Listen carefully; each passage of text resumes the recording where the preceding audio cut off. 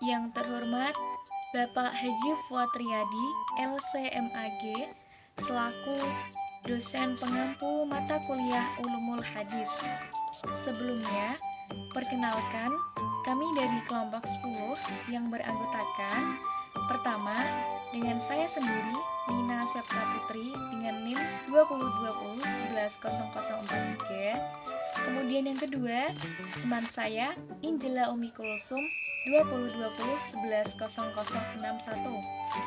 Di sini, kami akan menjelaskan mengenai pembagian hadis dari segi kualitas. Nah, kita menempati pada bagian yang pertama, yaitu pembagian hadis dari segi kualitas. Sebelumnya, perlu kita ketahui bahwa hadis itu merupakan segala perkataan, perbuatan, ketetapan, dan persetujuan yang bersumber dari Nabi Muhammad SAW yang dijadikan sebagai landasan syariat Islam, serta dijadikan juga sebagai sumber hukum Islam selain Al-Quran, atau menempati pada kedudukan kedua. Selanjutnya, dilihat dari segi kualitasnya. Hadis ini diklasifikasikan menjadi 3 bagian. Pertama, hadis sahih. Kedua, hadis hasan. Ketiga, hadis dhaif. Sebagaimana yang telah tercantum di dalam layar, terdapat 3 buah nama hadis dari segi kualitas. Pembahasan tentang hadis sahih dan hadis hasan ini mengkaji tentang 2 jenis yang hampir sama, teman-teman. Tidak hanya keduanya berstatus sebagai hadis makbul, atau yang artinya dapat diterima sebagai hujjah dan dalil agama, tetapi juga dilihat dari segi persyaratannya dan kriteria-kriterianya. Itu sama, kecuali pada hadis hasan. Di antara periwayatannya, itu ada yang kurang kuat pada hafalannya. Sementara pada hadis sahih ini sangat kuat pada hafalannya. Selanjutnya itu hadis dhaif. Hadis dhaif ini adalah hadis yang tidak memenuhi sebagian atau semua persyaratan hadis hasan dan hadis sahih. Dan kami akan membahas secara satu persatu. Yang pertama, hadis sahih. Apa itu hadis sahih? Hadis sahih ini adalah hadis yang bersambung sanadnya dan diriwayatkan oleh perawi yang adil, lagi dhabit, tidak syadz, tidak berilat. Kata sahih itu berarti sehat dan tidak cacat. Selanjutnya mengenai syarat-syarat hadis sahih. Pertama, sanadnya bersambung. Maksudnya itu adalah tiap-tiap perawi dalam sanad hadis menerima riwayat hadis dari perawi terdekat. Dan keadaan itu berlangsung sampai akhir sanad dari hadis. Artinya, seluruh rangkaian para perawi hadis sejak perawi terakhir sampai kepada para sahabat yang menerima hadis langsung dari Nabi Muhammad SAW. Dan untuk mengetahui suatu sanad itu bersambung atau tidak, biasanya para ulama hadis itu menempuh beberapa tata cara penelitian, seperti mencatat semua nama periwayat dalam sanad yang diteliti, kemudian mempelajari sejarah hidup masing-masing periwayat, dan yang terakhir meneliti kata-kata yang berhubungan antara para periwayat dengan periwayat yang terdekat dalam sanad, yaitu apakah kata yang dipakai itu berupa haddasani atau haddasana, akhbarona, ana, atau kata-kata lainnya.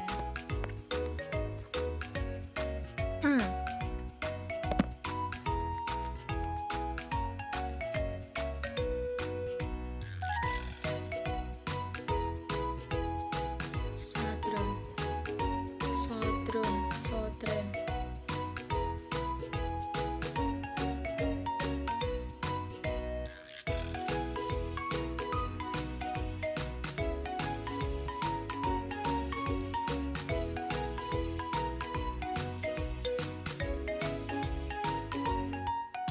Syarat hadis sahih yang ketiga, yaitu perawinya bersifat dzabit.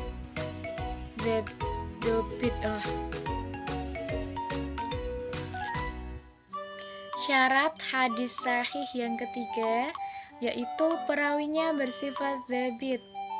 Dzabit ini secara bahasa berarti kokoh, kuat, dan tepat, atau dengan kata lain hafal dengan sempurna. Sedangkan secara istilah, dzabit ini dimaknai sebagai orang yang kuat hafalannya tentang apa yang telah didengarkan dan mampu menyampaikan hafalannya itu kapan saja bila menghendaki. Dzabit ini dapat dibedakan menjadi dua kategori. Pertama, dzabit sadran, dan yang kedua, dzabit kitaban.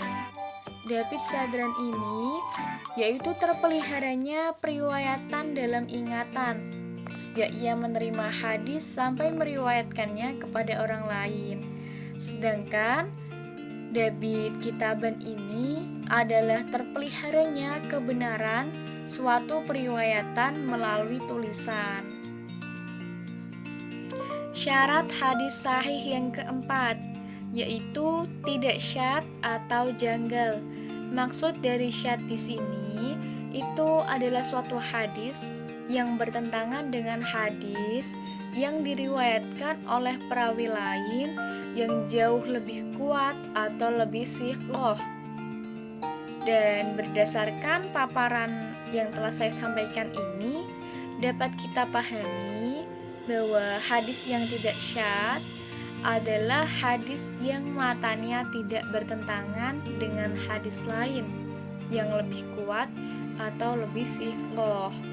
Selanjutnya, tidak berilat. Syarat hadis yang kelima ini tidak berilat atau ghair mu'allal. Secara etimologis, term ilat jamaknya itu dari kata ilal atau al-ilal, berarti cacat, kesalahan baca, penyakit, dan keburukan. Dengan arti ini dapat kita sebut bahwa berilat ini adalah hadis-hadis yang ada kecacatan atau penyakitnya. Sedangkan secara terminologis, ilat adalah sebab yang tersembunyi yang merusakkan kualitas hadis, dan keberadaan ini menyebabkan hadis yang pada lahirnya tampak berkualitas sahih menjadi tidak sahih.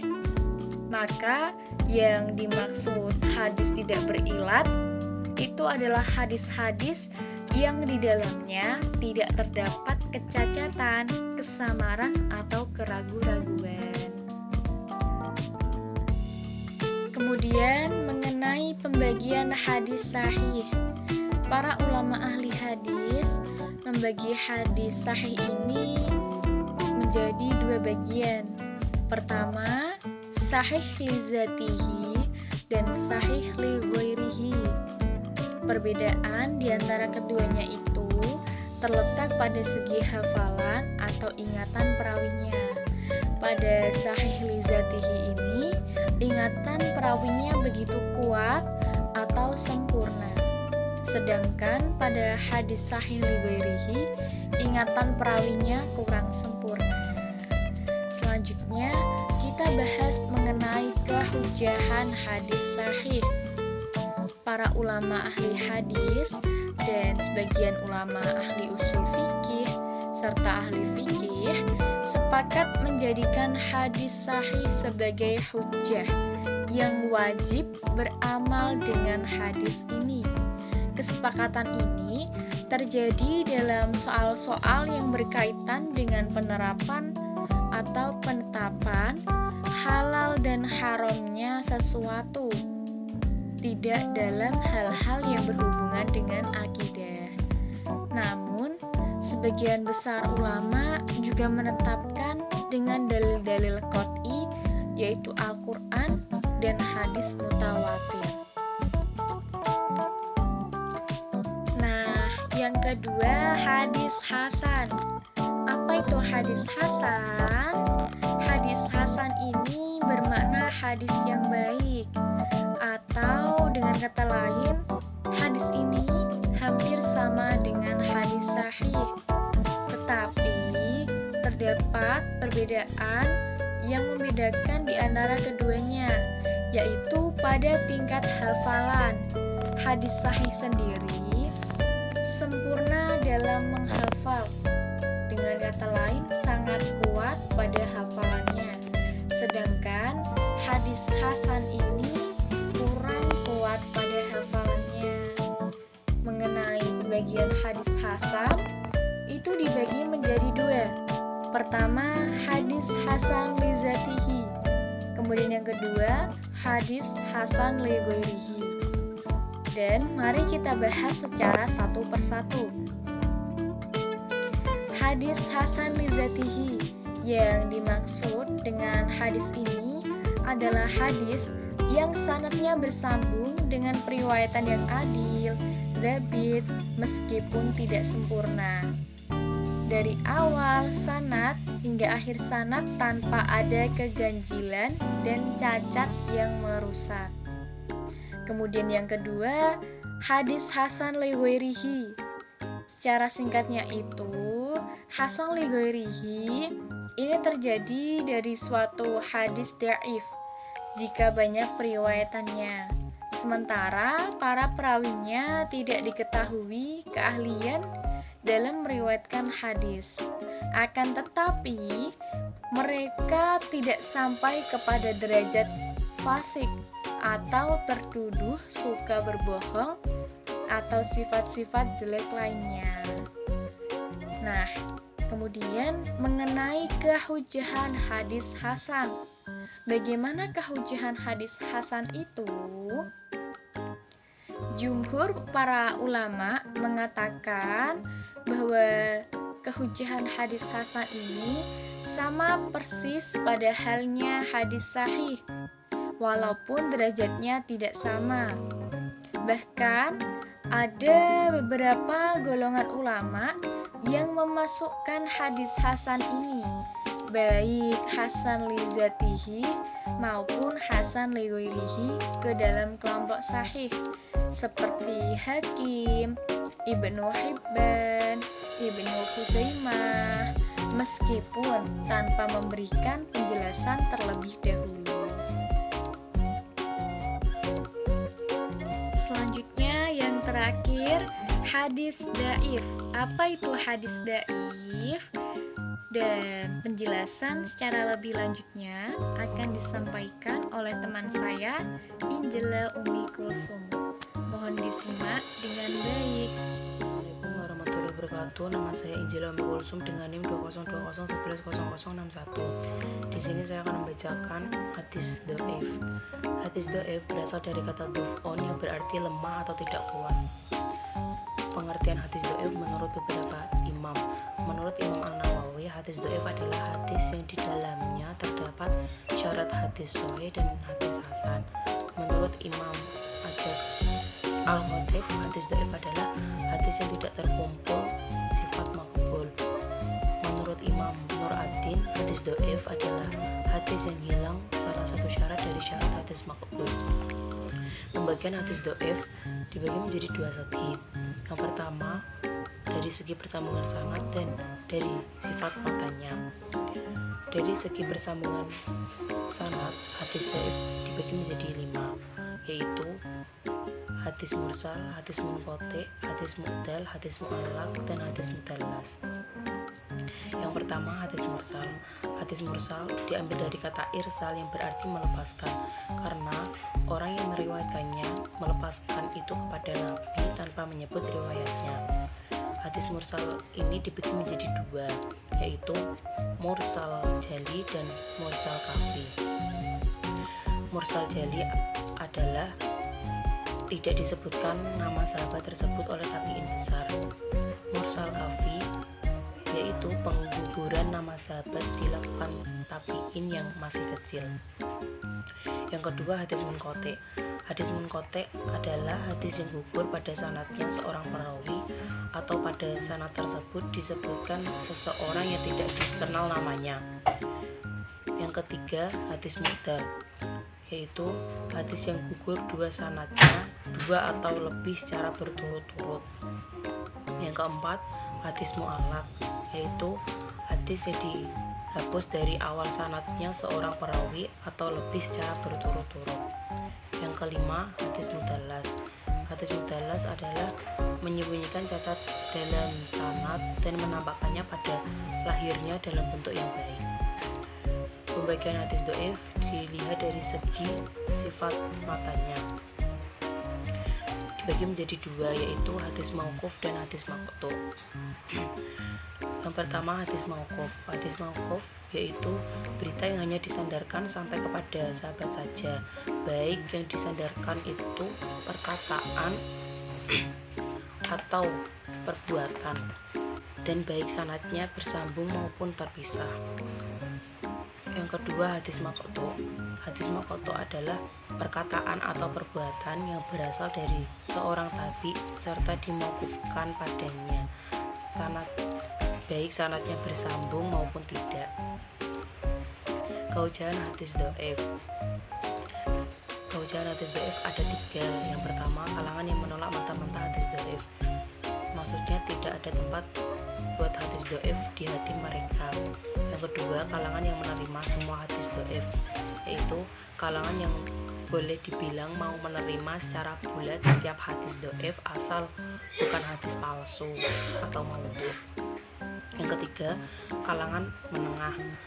Kalangan menengah ini kalangan yang masih mau menerima sebagian dari hadis yang terbilang dhaif dengan syarat-syarat tertentu. Syarat-syaratnya yaitu: yang pertama, hadis dhaif itu tidak terlalu parah kedhaifannya. Yang kedua, hadis itu punya asal yang menaungi di bawahnya. Yang ketiga, hadis itu hanya seputar masalah, nasihat, kisah-kisah atau anjuran amal tambahan. Yang keempat, ketika mengamalkannya jangan disertai keyakinan atau subutnya hadis itu, melainkan hanya sekedar berhati-hati.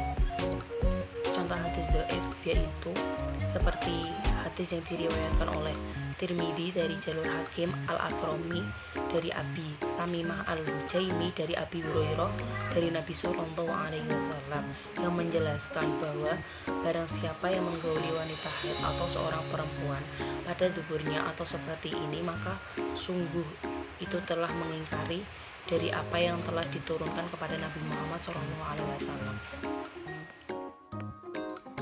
Nah, buat teman-teman yang masih kurang paham, dapat mengajukan pertanyaan di kolom komentar dengan format sebutkan nama dan cantumkan pertanyaan.